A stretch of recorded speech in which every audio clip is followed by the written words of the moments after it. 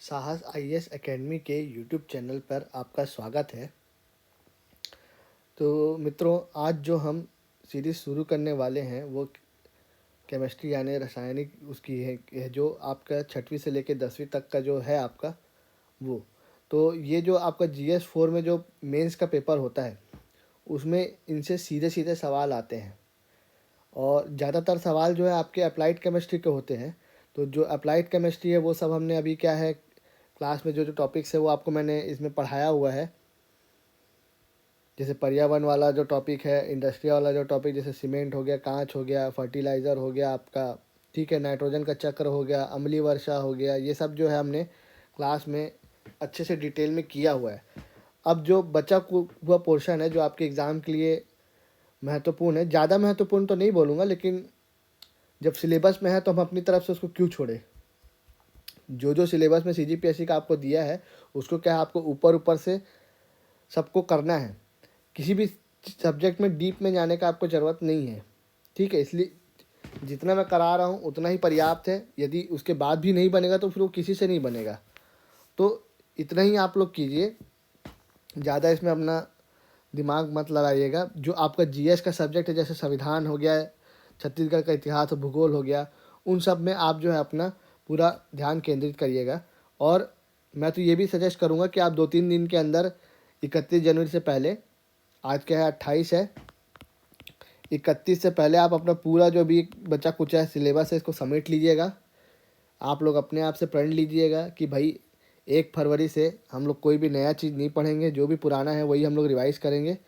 तो जो बचा हुआ पोर्शन है वो आपका मैं ऐसे ही कवर करा देता हूँ। 4-5 टॉपिक बस बचा हुआ था, उसको 3-4 वीडियो में मैं आपका समेट के कवर करा दूँगा, ठीक है। तो आज का जो हमारा टॉपिक है यह है परमाणु और अणु वाला। तो इसमें क्या है, पहला एक चीज़ है कि खोज, ठीक है। दूसरा जो चीज़ है परमाणु है क्या,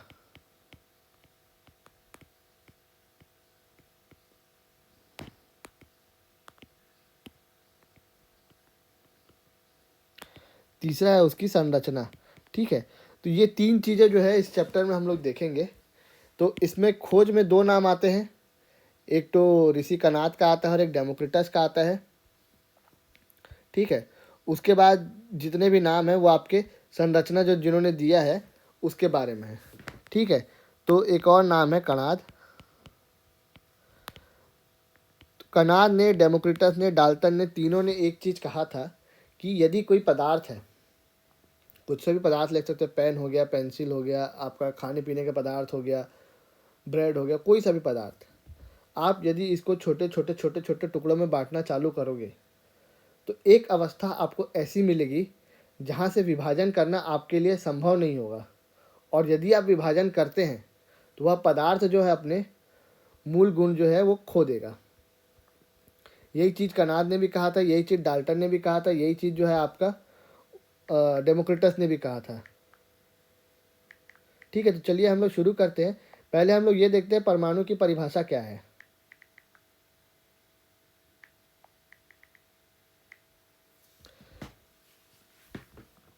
तो किसी तत्व का सबसे छोटा कण होता है, क्या होता है परमाणु, किसी तत्व का सबसे छोटा कण जो उस तत्व के रासायनिक गुणों को बनाए रखता है,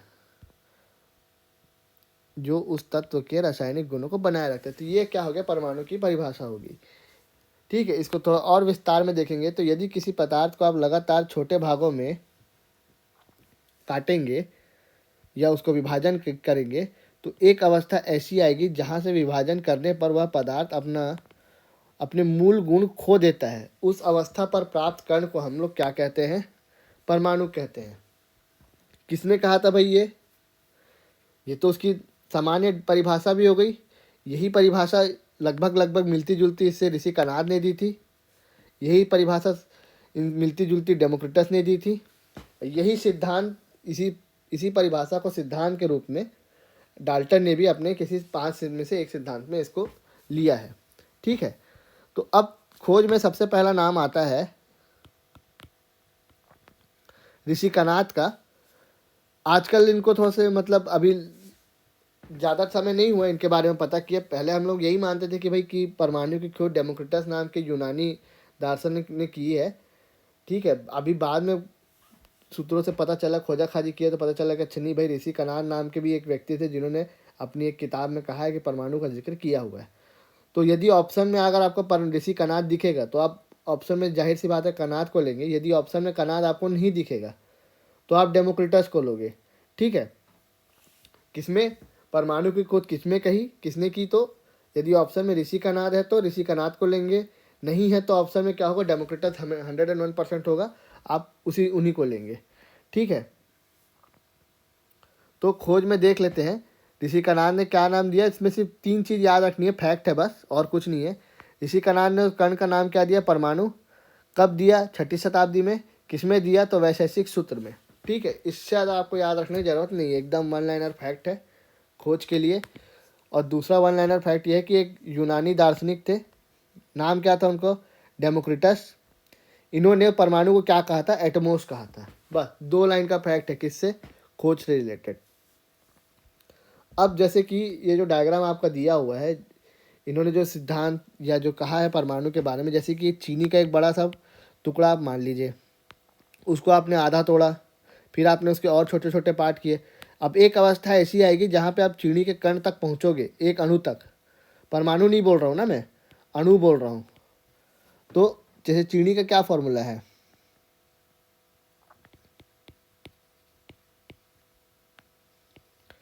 ये चीनी का एक अणु हो गया। ठीक है, अब इस अवस्था से यदि आप विभाजित करोगे तो ये हो जाएगा अपना, अलग अलग हो जाएगा। अब इसमें से किसी भी एक को आप तोड़ोगे तो वो वापस चीनी का अणु नहीं रह पाएगा, फिर वो क्या है, वो अपना जो गुण है वो खो देगा। वैसे ही जैसे आप कार्बन के एक टुकड़े को लिए, ये तो क्या अभी परमाणु को विभाजित नहीं किया हमने। परिभाषा में क्या पढ़ा था कि एक अवस्था ऐसा आएगा जिसको आप विभाजन नहीं कर सकोगे, उसको परमाणु कहेंगे, तो अभी परमाणु तक नहीं पहुँचे। अब जैसे कि एक मान लीजिए आपने कार्बन का एक परमाणु लिया, अब आप इसको तोड़ना चालू करोगे तब आप इसको 3 हिस्सों में तोड़ सकते हो, इलेक्ट्रॉन, प्रोटॉन और न्यूट्रॉन में। ठीक है, तो अब जब कार्बन को, परमाणु को उस हिस्से तक आप तोड़ दिए तो अब वो जो सिर्फ कार्बन नहीं रह जाएगा, वो खाली इलेक्ट्रॉन और प्रोटॉन रह जाएगा, मतलब कार्बन का जो गुण है वो अपना खो देगा। तो वही चीज़ डायग्राम के माध्यम से भी समझाने की कोशिश की गई है। जो परमाणु के बारे में ऋषि कनाद, डेमोक्रिटस और डाल्टन ने कहा था, वही चीज़ इसमें समझाई गई है। इनके मुताबिक ये है कि परमाणु को हम लोग और विभाजित नहीं कर सकते, लेकिन आज का जो आधुनिक विज्ञान है वो क्या कहता है कि हम लोग कर सकते थे। हम लोग देखे तो हैं ही इलेक्ट्रॉन, प्रोटॉन और न्यूट्रॉन को। ठीक है, तो इस अवस्था तक हम लोग कैसे पहुँचे वो हम जब परमाणु की संरचना पढ़ेंगे ना, तब हमको पता चलेगा। दूसरा सवाल हम लोग को ये पूछना चाहिए कि परमाणु की आवश्यकता पड़ी ही क्यों। ठीक है, तो 2 व्यक्ति थे, एक एंटोइन लेवॉइजर और एक जोसेफ प्रूस्ट, जैसा भी आपको प्रोनाउंस करना है। ठीक है, इन्होंने क्या दिया, ये एंटोइन ने ये कहा कि द्रव्यमान संरक्षण का नियम दिया। इनके मुताबिक ये था, किसी रासायनिक अभिक्रिया में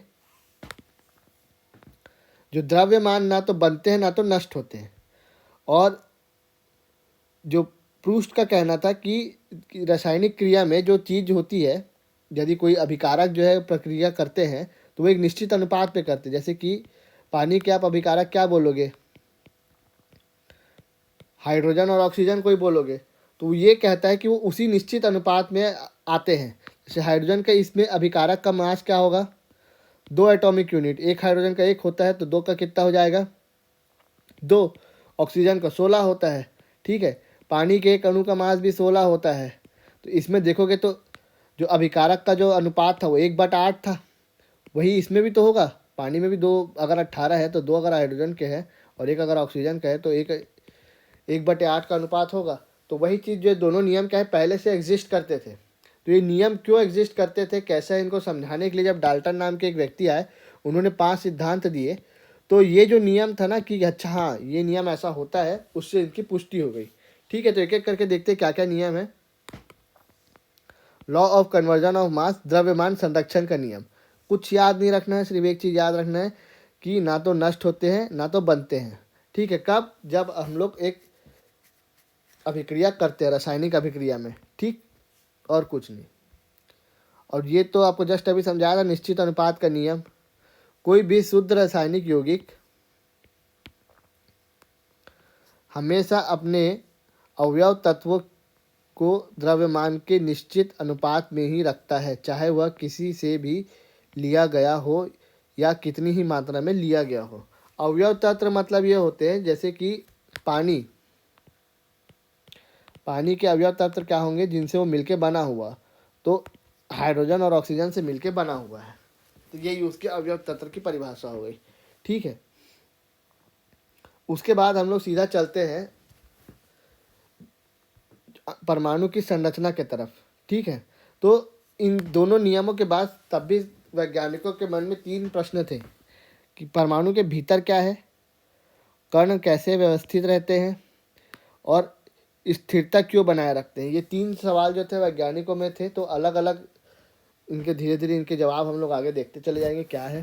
ठीक है, तो ये आपको ना प्रीलिम्स में तो नहीं, लेकिन ये डाल्टन का जो सिद्धांत है ना, मेंस में सीधा सीधा लिखने के लिए आता है आपको, एकदम सीधा 4-5 नंबर में सीधा लिख देगा डाल्टन के परमाणु सिद्धांत जो है बताइए 5 नंबर के लिए। ठीक है, तो मेंस में भी यही आता है, क्योंकि और किसी जो वैज्ञानिक ने उतना चीज़ें नहीं बताई है जिससे 5 नंबर का क्वेश्चन बनाया जा सके, तो डाल्टन का सबसे ज़्यादा इंपॉर्टेंट है। बाकी प्रीलिम्स वगैरह के लिए 1 लाइन फैक्ट मैं आपको बताता चलूँगा, आप इस जैसे समझते चलिएगा। ठीक है, इन्होंने पहला नियम जो जैसे कि अभी आप आपको बताया, जो कनाक और डेमोक्रिटस ने भी कहा था कि प्रत्येक पदार्थ अत्यंत सूक्ष्म कणों से बने हैं जिन्हें परमाणु कहते हैं। ठीक है, एकदम सिंपल है, इसमें कोई दिमाग लगाने की जरूरत नहीं है। किसी तत्व के सभी परमाणु द्रव्यमान और गुणों में समान होते हैं। कहने का मतलब ये है कि जैसे कि हमने पानी का एक अणु लिया या हाइड्रोजन का एक अणु लिया, इसमें जितने भी हाइड्रोजन हैं वो सब एक तरीके से होंगे, जितने भी ऑक्सीजन है वो सब एक तरीके से होंगे, कोई मिला के वो यही कह रहा है। ठीक है, आइए तीसरे पॉइंट की तरफ चलते हैं। परमाणु ना तो उत्पन्न होते हैं और ना ही नष्ट होते, ये तो आपका द्रव्यमान संरक्षण का नियम हो गया। ठीक है, रासायनिक अभिक्रिया में परमाणु के पुनर्विन्यास मतलब खाली एक दूसरे तरीके से रीअरेंज होते हैं और कुछ नहीं कह रहे। जैसे पानी में भी हम लोग देखेंगे तो, या कार्बन डाइऑक्साइड का जैसे हम लोग फॉर्मूला बना लेते हैं, तो भी उसमें क्या है कि वो खाली एक तरीके से रीअरेंज होते हैं, ऐसे ही बताया है और कुछ नहीं। ठीक है, उसके बाद एक क्या कहे, यौगिकों में परमाणु सरल और पूर्णांक अनुपात में होते हैं। मतलब ऐसा नहीं है कि पानी बना रहे हो आप तो आधा हाइड्रोजन आ रहा है आधा ऑक्सीजन आ रहा है, ऐसा नहीं होता, पूरा का पूरा एक परमाणु आएगा, ऐसा है। ठीक है, तो ये डाल्टन के 5 सिद्धांत थे, जस के तस आपको रट लेने हैं, सीधा 5 नंबर में पूछा जा सकता है। अगर मेरे को कोई पूछे भाई परमाणु वाले चैप्टर में क्या पढ़ना है, तो मैं आपको सीधा बोलूँगा कि रदरफोर्ड का डाल्टन का 2 चीज़ को आप बस पढ़ लो। अगर पूछेगा तो इनसे ही पूछेगा, अदरवाइज बाकी तो केमिस्ट्री से ही बहुत कम सवाल रहते हैं आपके GS4 के मेंस के पेपर में, तो बाकी तो क्या ही बोलूँ। ठीक है, अब इनका महत्व क्या है जी, इन्होंने सिद्धांत तो दे दिया, उसका महत्व क्या है। हमने देखा था कि जो द्रव्यमान का नियम पहले से दिया हुआ था उसको ये सही साबित करता है। निश्चित अनुपात का नियम भी पहले से दिया हुआ था, उसको भी ये सही साबित करता है। ठीक है, और आधुनिक रासायनिक विज्ञान की इन्होंने नींव रखी इनके सिद्धांतों ने। अब इनके सिद्धांत की सीमितता मतलब कहाँ पे ये सिद्धांत फेल हो गया, क्या चीज़ बताने में फेल हो गया, तो ये सम स्थानिक और समभारिक यानी आइसोटोप्स और आइसोबार। सम स्थानिक का मतलब ये है कि जिनके एटॉमिक नंबर या परमाणु क्रमांक सेम होते, जैसे हाइड्रोजन हो गया, हाइड्रोजन के 3 रहते हैं ना, हाइड्रोजन ये ड्यूटोरियम ट्रिटियम इस टाइप का। ठीक है, और वैसे कार्बन का भी रहता है, कार्बन C12 C14 ऐसे हम लोग लिखते हैं, तो कार्बन का एटॉमिक नंबर तो 12 वो 6 ही होता है। ठीक है, तो वही चीज़ है, इसमें एटॉमिक नंबर कार्बन का सेम रहेगा यानी परमाणु क्रमांक सेम रहेगा, लेकिन भार अलग अलग रहता है। भार जैसे C12 का 12 है और C14 का 14 है। ठीक है, और आइसोबार का मतलब ये है कि उनका जो भार है वो समान, लेकिन एटॉमिक नंबर जो है वो अलग अलग रहता है। जैसे आर्गन का देख लोगे और पोटेशियम का देख लोगे, दोनों का भार जो है 40 रहता है। ठीक है, कैल्शियम का देखोगे तो उसका भी आपको 40 ही रहता है, तीनों का एटॉमिक भार जो है वो 40 रहता है, लेकिन अब परमाणु क्रमांक सबका अलग अलग रहता है। ठीक है, तो इन चीज़ों को बताने की ये चीज़ें ऐसी क्यों हैं, डाल्टन का जो नियम है वो जो सिद्धांत है वो फेल हो जाता है। ठीक है, तो डाल्टन ने 5 सिद्धांत दिए, पांचों एकदम सिंपल है।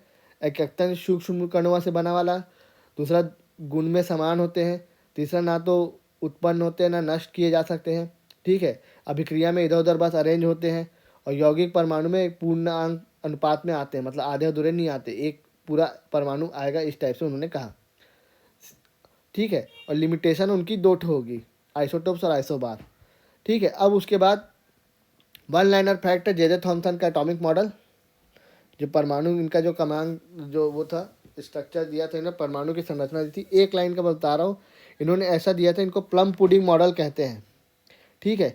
इनका कहना यह था जैसे कि ये एक केक है, तो केक में जैसे किशमिश या चोको चिप्स रहते हैं ना, वैसे ही वो ये है बोलते हैं। तो ये जो पूरा जो पीला पीला हिस्सा है, इसको इन्होंने पॉजिटिव चार्ज मान लिया था, और इस वाले को नेगेटिव चार्ज मान लिया था, और दोनों उतने ही बराबर में है, इसलिए कुल मिला के क्या होता है, इनका जो ओवरऑल चार्ज रहता है वो न्यूट्रल रहता है, यही इन्होंने कहा था, ठीक है। इनका मुख्य विचार के एक बार पढ़ भी लेते, रीडिंग मार लेते हैं। परमाणु को एक ऐसा समान रूप से फैला हुआ धन आवेश बताया, गोला समान इन्होंने कहा कि गोले जैसा दिखता है, यानी स्फीयर, जिसके अंदर ऋण अवशेषित इलेक्ट्रॉन धसे हुए जड़े हुए होते हैं। कुल मिला के केक में जैसे किशमिश वगैरह रहते हैं ना, वही एग्जाम्पल इन्होंने दिया है। याद रहता तो अच्छी बात है, नहीं रहता तो कोई बात नहीं है, इतना ज़्यादा टेंशन लेने की ज़रूरत नहीं है, ठीक है। उसके बाद ये इंपॉर्टेंट है रदरफोर्ड का। क्या रदरफोर्ड में भी इतना मटेरियल है कि आज से 5 नंबर का क्वेश्चन बनाया जा सकता है, ठीक है। तो रदरफोर्ड ने एक तो एक्सपेरिमेंट किया था, उसमें ना यहाँ पे एक स्रोत बनाया जहाँ से ना अल्फा बीम या अल्फा पार्टिकल जो है वो निकले। अल्फा पार्टिकल क्या है, कुछ नहीं है, हीलियम के न्यूट्रॉन है। उसको इन्होंने क्या किया, सीधा जो स्वर्ण पत्र है, गोल्ड फॉइल है, उस पर सीधी किरणें उन्होंने मारी, ठीक है। तो इससे इन्होंने 3 चीज़ें निकली। देखा कि भाई अधिकांश कण जो है सीधे सीधे निकल गए, मतलब ये जैसे आपका स्वर्ण पत्र गोल्ड फॉइल ऐसे सीधा सीधा ऐसे ऐसे करके पार हो गए, ठीक है। देखा कि कुछ कण मुड़ गए, मतलब जैसे कि एक कण इधर मुड़ा हुआ है, एक कण इधर मुड़ा हुआ है, ऐसे इन्होंने कुछ कण जो है मुड़ता हुआ देखा, ठीक है। तीसरा चीज़ इन्होंने देखा कि बहुत कम जो कण है वापस इधर आए, ठीक है। तो इन्होंने ये समझा कि भाई अधिकांश कण सीधे निकल गए, का इसका मतलब ये है कि जो परमाणु का है बहुत सारा हिस्सा जो है वो खाली है, ठीक है। और दूसरे चीज़ों से इनसे ये पता चला कि कुछ कण मुड़ने से इन्होंने ये मूल्यांकन लगाया कि भाई उनके जो केंद्र में है वो पॉजिटिव चार्ज है, ठीक है। और बहुत कम ये कण वापस लौटे, इसका मतलब ये है कि उनका जो नाभिकीय है, जो न्यूक्लियस है परमाणु का, वो बहुत घना और भारी है। तो इनसे जो है इन्होंने 3 तरीके से 3 जो निष्कर्ष निकाले हैं, ठीक है। अब देखो एक एक करके समझते हैं, अधिकांश कण सीधे कैसे निकल गए। मैंने आपको क्या बताया, अल्फा स्रोत पे कौन सा था, हीलियम था, ठीक है। टकरा किससे रहा था, स्वर्ण के गोल्ड पार्टिकल से रहा था, ठीक है। तो गोल्ड का जो परमाणु है वो हीलियम के परमाणु से बहुत ज़्यादा बड़ा होता है, मतलब अच्छा खासा बड़ा होता है। तो उसमें क्या हो, जैसे कि कल्पना करिए कि ये आपके गोल्ड के परमाणु है, ठीक है, अलग अलग,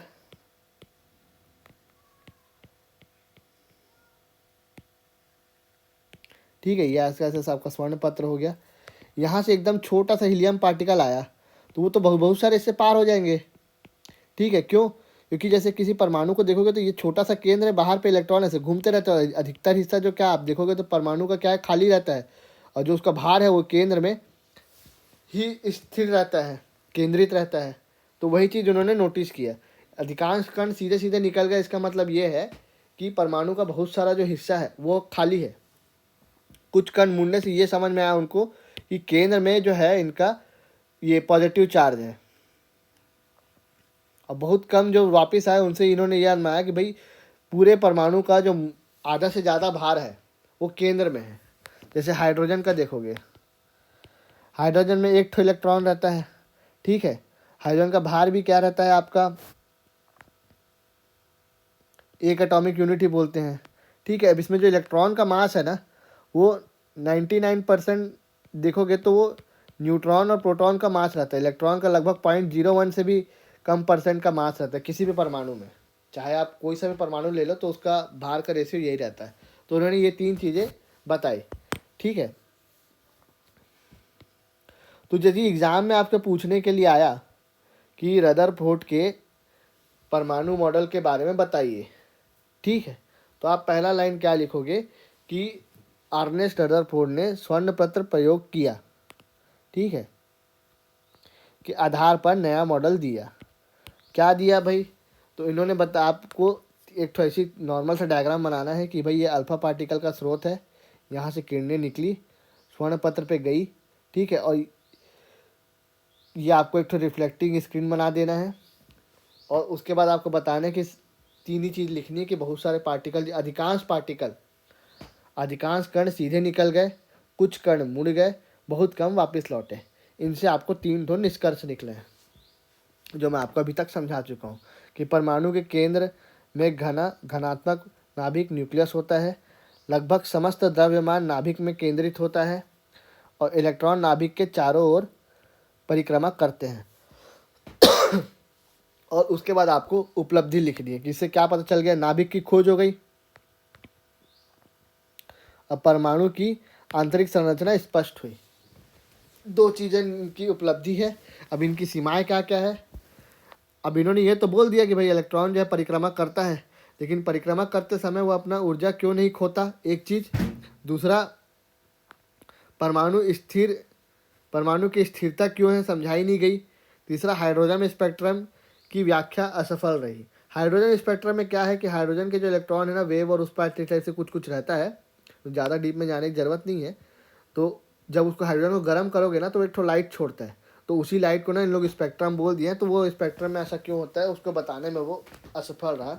ज़्यादा डीप में जाने की इसकी ज़रूरत नहीं है। कुल मिला के आप इतना ही लिखिएगा कि पहला कि स्वर्ण पत्र वाला एक्सपेरिमेंट था, दूसरा आपका डायग्राम बना देना है, तीसरा आपका 3 कण जो है, 3 जो आपको बताया कि पार करके निकल गए, कुछ मुड़ गए, कुछ वापस लौटे, ठीक है। निष्कर्ष, उपलब्धि और सीमाएं, इतने में आपको 5 क्या, अगर 10 नंबर का भी आएगा तो 10 नंबर में भी आप लिख सकते हो। 5 नंबर में आएगा तो खाली आप डायग्राम बनाइएगा, 3 ठो पॉइंट लिख लीजिएगा, ठीक है, और उसके निष्कर्ष लिख लीजिएगा। 5 नंबर के लिए इतना काफ़ी है, ठीक है। उसके बाद एक नए वैज्ञानिक आते हैं, बोर का परमाणु मॉडल,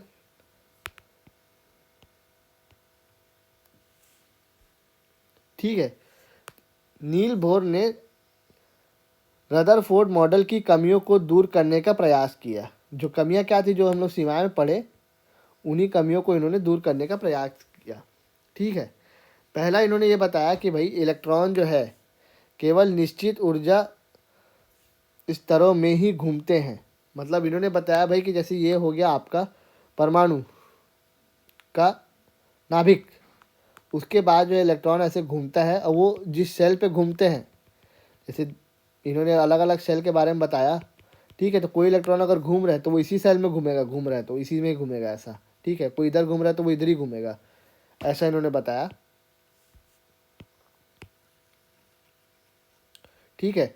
दूसरा, इन कक्षाओं में घूमते समय इलेक्ट्रॉन ऊर्जा का उत्सर्जन नहीं करता, ठीक है।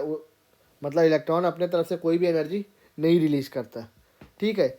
जब इलेक्ट्रॉन एक कक्षा से दूसरी कक्षा में जाता है तभी ऊर्जा का अवशोषण करता है, ठीक है। यदि आप परमाणु में ऊर्जा डालोगे तो वो इलेक्ट्रॉन जो है उस ऊर्जा को अवशोषित करेगा, उसके बाद ही वह दूसरे कक्षा में जाएगा। दूसरे कक्षा अवशोषित करके ना नाभिक से दूर जाएगा। जैसे ये हो गया नाभिक,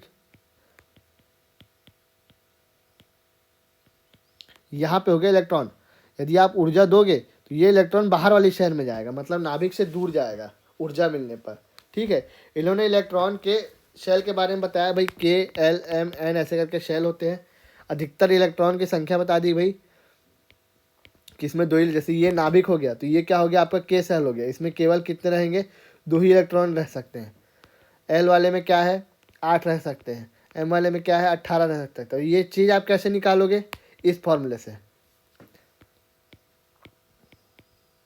ठीक है। जैसे पहला सेल में क्या 1 आया, तो आपका 2 ही हुआ।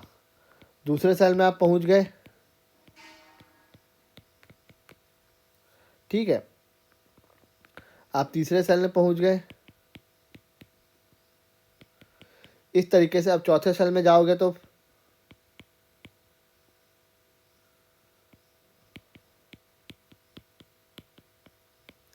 इस टाइप से इन्होंने बताया, ठीक है।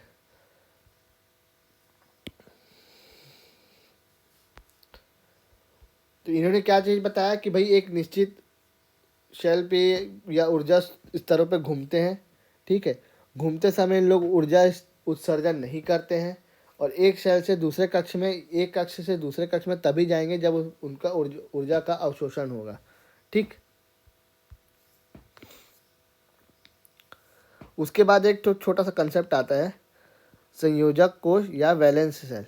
इसमें जो है ना, सबसे बाहरी कोश के संयोजक कोश कहते हैं। इसमें उपस्थित इलेक्ट्रॉनों की संख्या तत्व के संयोजकता को बनाती है।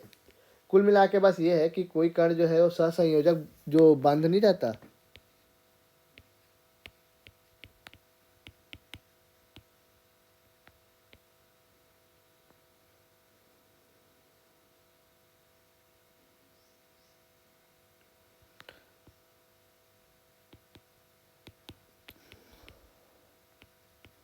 कोवेलेंट बॉन्ड बोलते हैं, जैसे सिंगल, डबल, ट्रिपल ऐसे रहता है, वो चीज़ बनाने के लिए उनको ये संयोजक कक्ष कहता है। जितने इलेक्ट्रॉन रहते हैं उस हिसाब से वो अपना बॉन्ड बनाता है, ठीक है। तो ये जो आपका नील बोहर के मॉडल की उपलब्धि क्या थी? हाइड्रोजन स्पेक्ट्रम की सफल व्याख्या, ठीक है। परमाणु की स्थिरता स्पष्ट। इन्होंने बता दिया ना कि भाई इलेक्ट्रॉन जो है वो एक कक्ष में घूमते रहते हैं, जब तक उन्हें ऊर्जा नहीं मिलेगी तब तक दूसरे कक्ष में नहीं जाते हैं, ठीक है। तो जैसे ये आपका नाभिक हो गया, इसमें चारों तरफ ये इलेक्ट्रॉन घूम रहे हैं, तो इन्होंने उस जो आपका परमाणु स्थिर है उसका कारण बता दिया।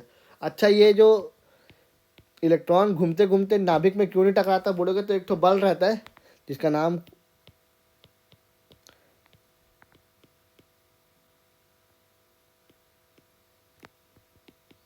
ऐसा रहता है, ये हम लोग 11वीं में पढ़ते हैं इसको कि ये बल कैसे निकालते हैं। तो इस वजह से क्या है, इस बल के कारण क्या है, नाभिक से ये बल लगता है इलेक्ट्रॉन के बीच में, तो ना इलेक्ट्रॉन जो है वो अपने कक्ष में घूमते रहता है। आप बोलेगे भाई जब इलेक्ट्रॉन पे हम लोग कोई एनर्जी नहीं दे रहे, ना वो ऊर्जा उत्सर्जन कर रहा है, तो घूम कैसे रहा है? तो घूम इसी बल के कारण रहा है। जैसे आप सूर्य के चारों ओर भी देखोगे तो गुरुत्वाकर्षण बल के कारण अपना हमारे जो ग्रह घूमते रहते हैं ना, उसी टाइप का कुछ है,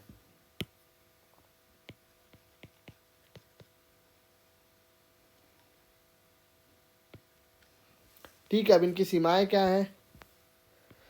बहु इलेक्ट्रॉनिक परमाणु पर लागू नहीं, आधुनिक क्वांटम सिद्धांत से आंशिक असंगत, ठीक है, और कुछ नहीं।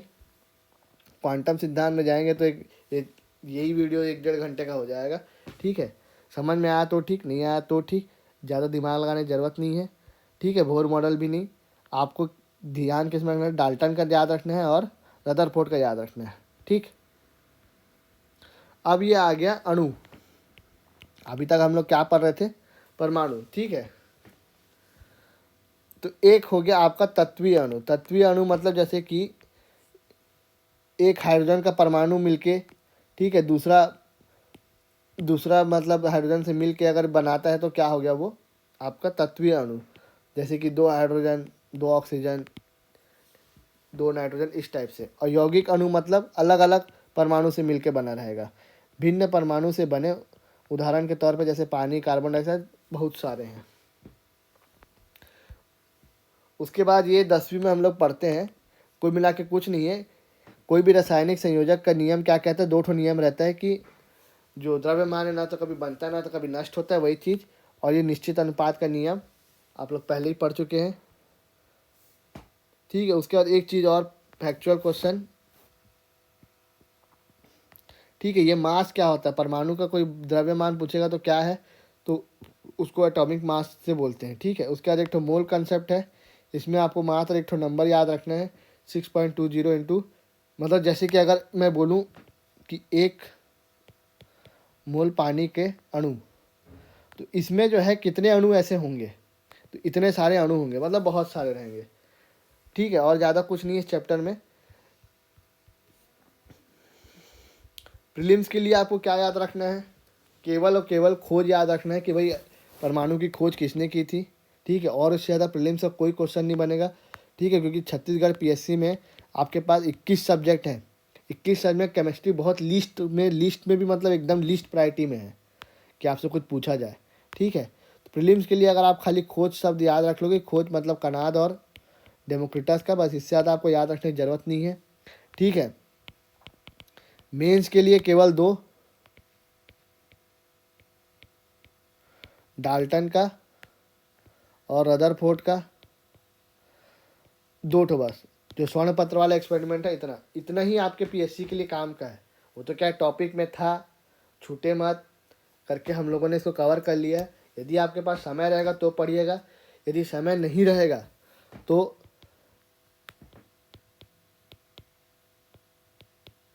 ये 2 नाम, कनाद और डेमोक्रिटस प्रीलिम्स के लिए, और 2 ठो नाम मेंस के लिए, रदरफोर्ड और डाल्टन का सिद्धांत। आप इसको मतलब आधे घंटे में भी आपका सिलेबस कवर हो जाएगा, मतलब इस टॉपिक का, ठीक है।